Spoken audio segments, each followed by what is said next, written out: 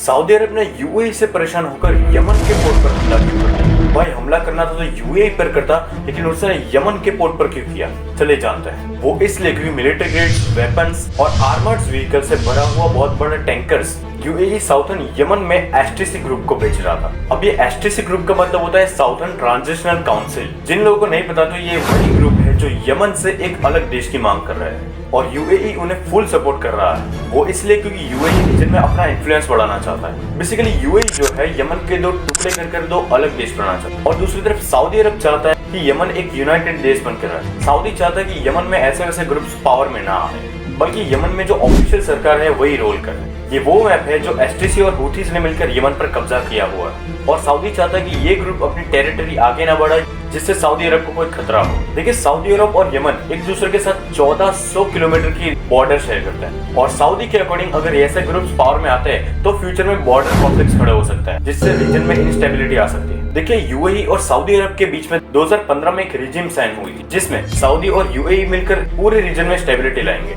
ये दोनों देश मिलकर ईरान जो हुथीज को मिलिटेंट सपोर्ट करता है उसे रोकेंगे और जो पूरे मिडिल ईस्ट में जो छोटे छोटे ग्रुप्स बने हुए हैं उन्हें खत्म करने की कोशिश करेंगे। लेकिन आगे जाता ही यूएई अपने कदम इस रीजन से पीछे ले लेता है और सऊदी अरब ने पोर्ट पर हमला करने के बाद यूएई को धमकी दी है यमन में से अपने ट्रूप्स को वापस लिया जाए और यूएई बिल्कुल ऐसा ही करता है। सऊदी के कहने पर यमन में से अपने ट्रूप्स को वापस भी निकाल रहा है। तो वह ये कहानी थी सऊदी यूएई और यमन के बीच में हो रही खिचड़ी की। अगर ऐसे ही जियोपॉलिटिकल अफेयर्स और देखना चाहते हो तो मेरे चैनल को सब्सक्राइब कर देना।